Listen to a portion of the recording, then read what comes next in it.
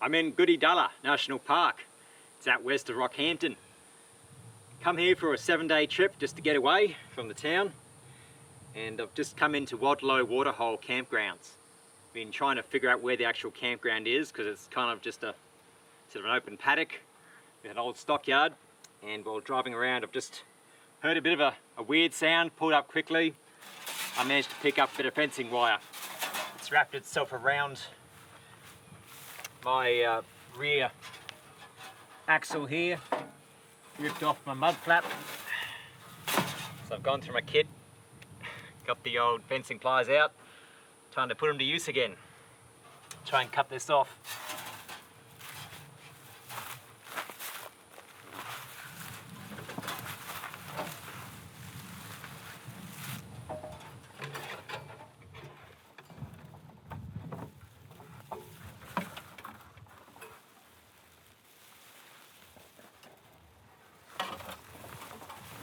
Here's the culprits. Wrap this up, put it away somewhere safe so it won't get caught up again in someone else's car. Did a little bit of damage here. Maybe we should get it fix that up. Give it a bit of a go later, fix it.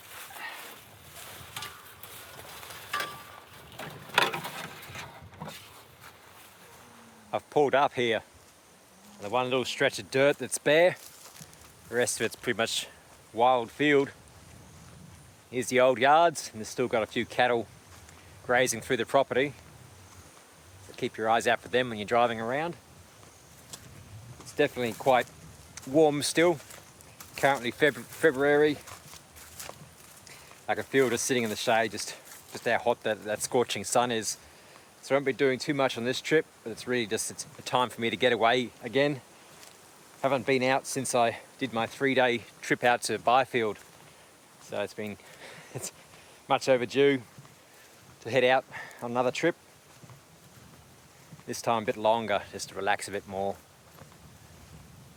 But still, I'll bring you along on this trip. We'll see what's around and do a bit of four-wheel driving. It's quite hilly out here. There's meant to be a few creek crossings around the place. It was all in flood probably 4 months ago. Not sure how much that water's still here, but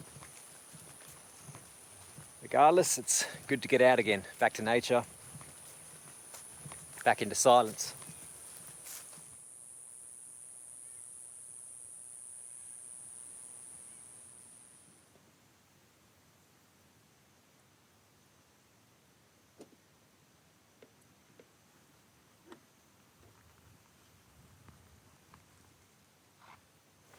The sun's just about to set, but I want to have a quick look down here. I saw on the drone footage that there is still water down in this creek down here. See what's around. Might do a early morning session down here with a telephoto lens, see if there's any wildlife coming in to drink.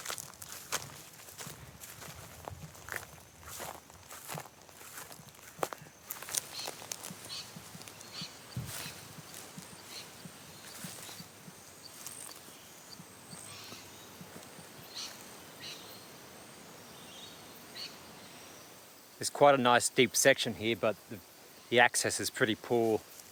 I can probably still see a few birds getting around in the morning. I can just follow along the cattle tracks through the grass. Makes going a bit easier.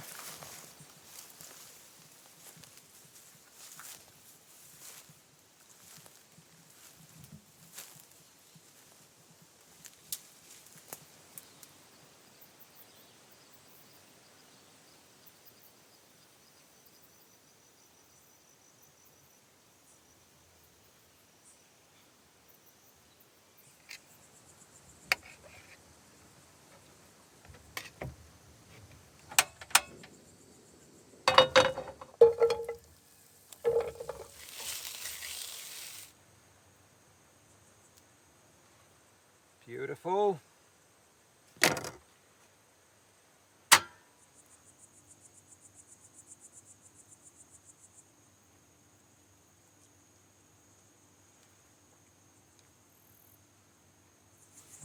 And you know, no dinner is complete without a dessert.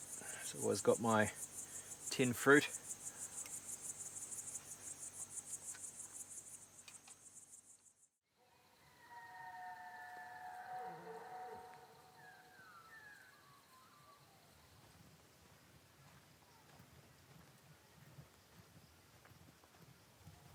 These cattle yards are a little different from what I've typically seen in the outback. Check out the wire they use here. It's a little reminiscent of Jurassic Park. It's like they must have rounded up some pretty big bad bulls and wanted to keep them in. Most of the ones in the outback just use fencing wire, but I guess they had this heavy duty cable available.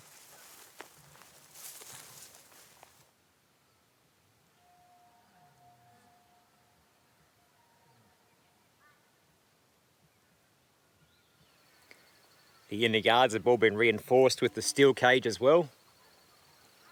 Here's one of those bush tuckers I told you about in Byfield. Stinking passion fruit vine. Pretty much widely dispersed now throughout Australia. No fruit on it currently. There's a few growing along.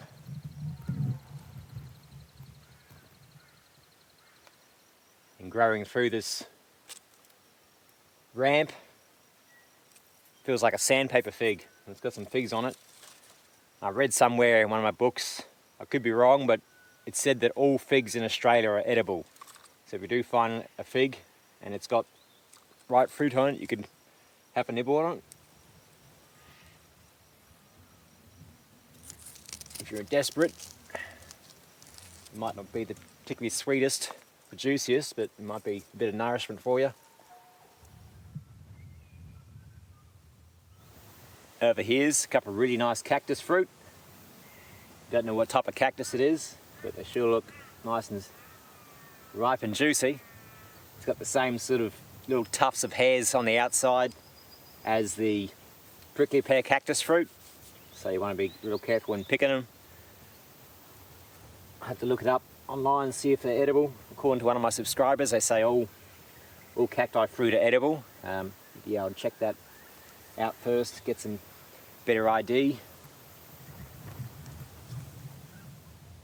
Here's a really interesting looking vine. It's very dark leaved. It's got little thorns and stuff on it. And these fruit, all yellow, lots of big seeds inside. There's plenty of moisture in it when you squeeze it.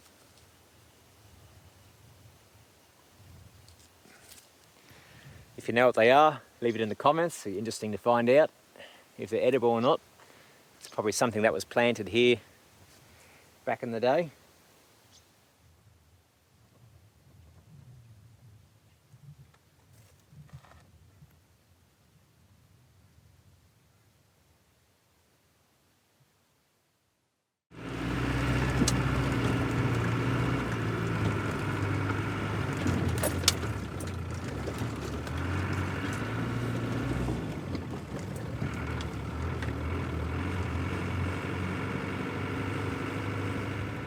I just stopped off the side of the track, found a few other car parts here. Big bonnet. And up here it says a Bedford, so I think that was a type of truck. Big mud guard. I know there's a big truck further down the track somewhere, so we'll stop at that if I can find it.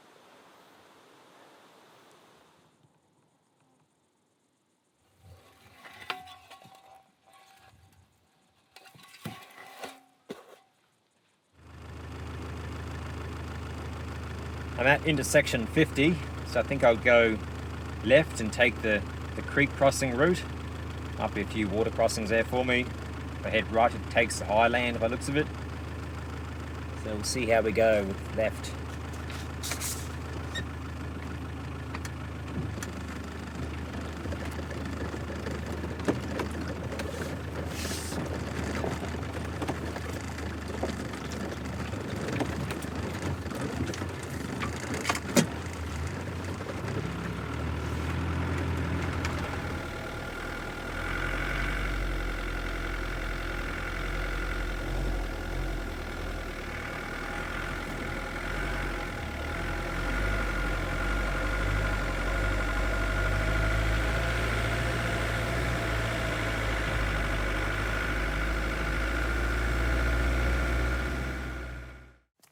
I've just pulled off the track quickly just to look at this dry creek bed. It's got some really pretty erosion here in the bank. Let's take a quick look at it, see what's in here.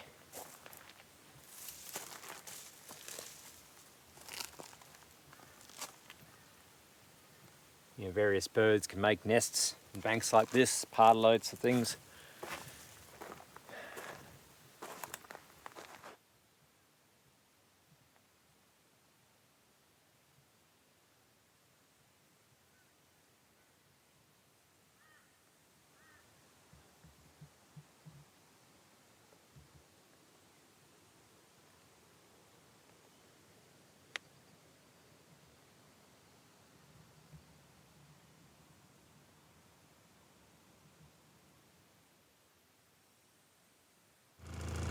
I appear to be at intersection 81. I think I'll go right and go up the eastern boundary and then work my way back around to King's Dam, and I'll spend a few nights there.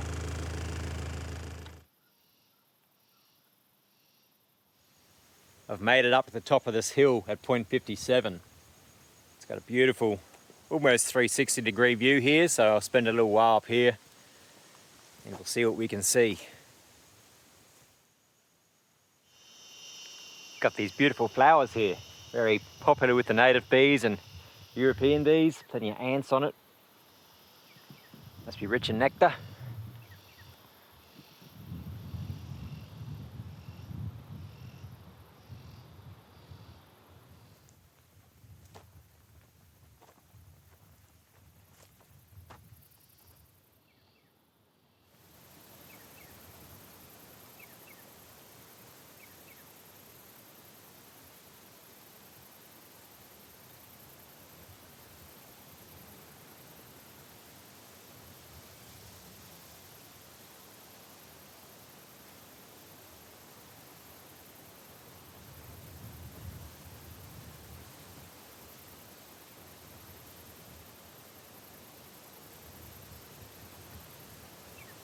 There's a few really pretty grass trees up here, really healthy.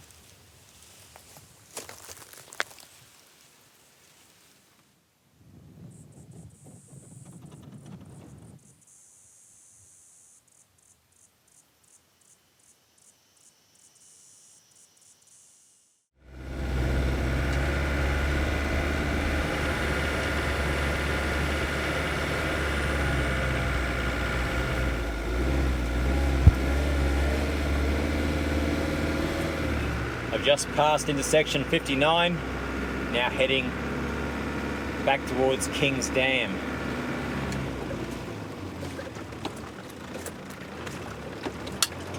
So it's very rocky, hilly type country. Nothing particularly difficult four-wheel drive wise, just a lot of low range, some slow sections.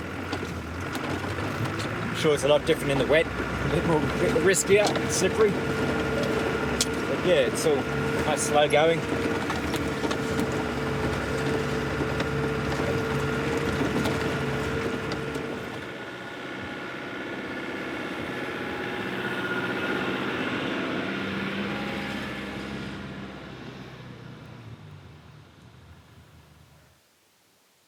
I've arrived at King's Dam. Looks like a nice quiet spot. I haven't seen any cows in quite a long time, so I might actually get some sleep tonight. And there's a few water birds in there as well. Might even take a dip later if it looks good. But for now, it's well past lunchtime. About 1:15, so I'm going to have a break and sit back and relax for a while.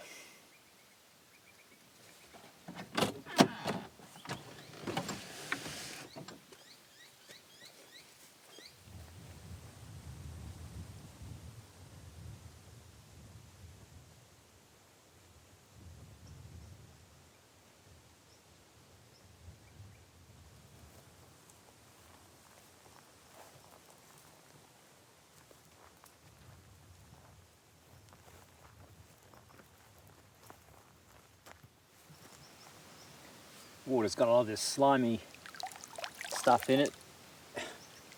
Most appetizing for a swim. Get out a bit deeper, it might be okay. And a little fish inside, they're water skaters. Found this dead toad. It's on its back. So it could have died naturally, but it also could have been eaten by something.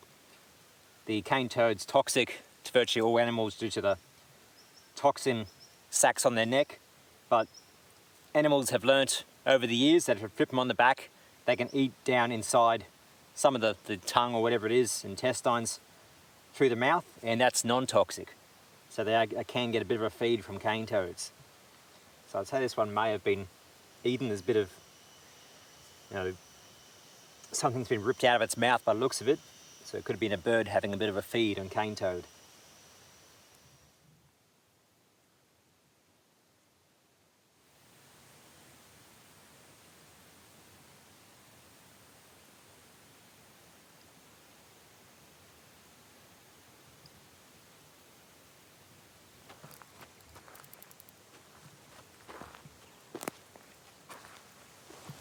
There's nothing too interesting to report on the banks, mostly cow hooves.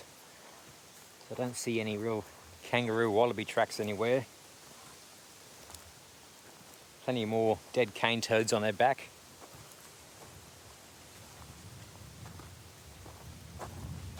There's another one. I'd say that's probably what it is. It's local birds, maybe currawongs or kookaburras or something, figuring it out, or crows.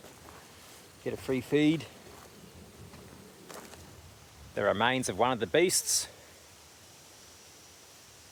I'm still quite hopeful that this afternoon, at dusk, I should have an influx of birds coming in for a drink.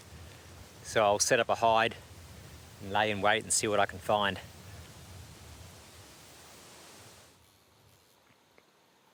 This is an interesting little one-way chute. The cows come in, squeeze their way through.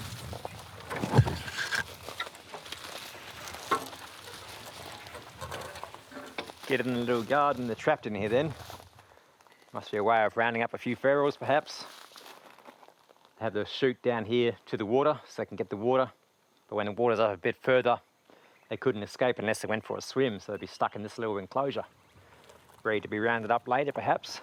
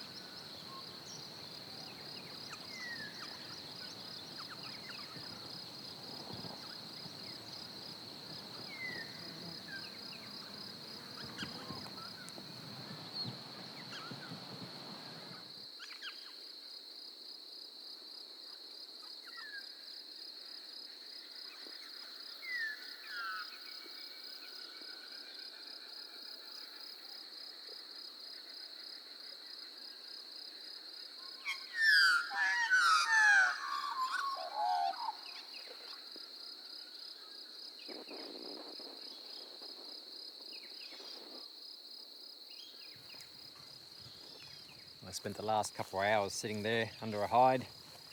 Only had one wallaby come down, and most the same sort of birds that have been here since I arrived.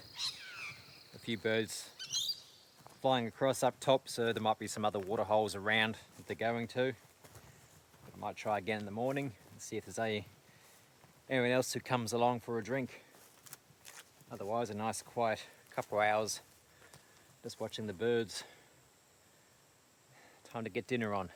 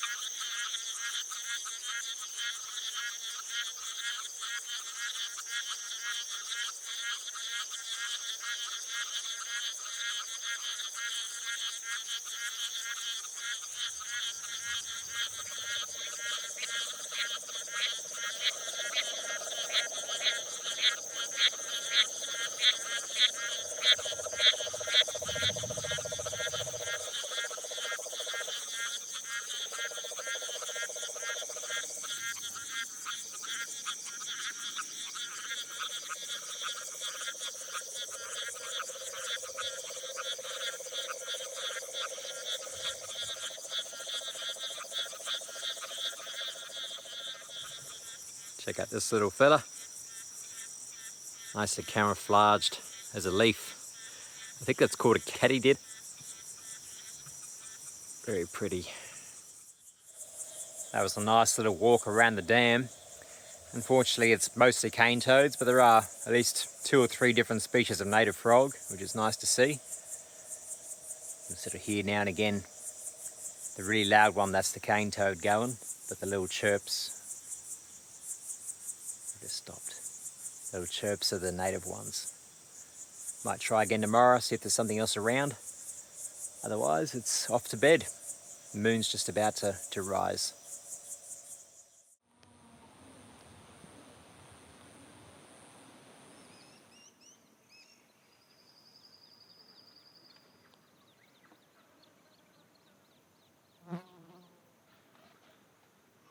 Today was my 3rd day here. I did nothing but spend the whole day sitting under a nice shady tree, reading a book. So tomorrow I'll do another trip out and do some exploration further to the very corners of the park. And then probably end up here again for the 4th night, and then another couple of nights in the furthest campground. So it's a pretty nice spot. I've only seen 2 people earlier in my first couple of days here, but otherwise it's very quiet. Probably the weekends are the most popular time for people to come out here. But reading by a dam, watching the birds and listening to the bird calls, very relaxing. It's time to get ready for bed.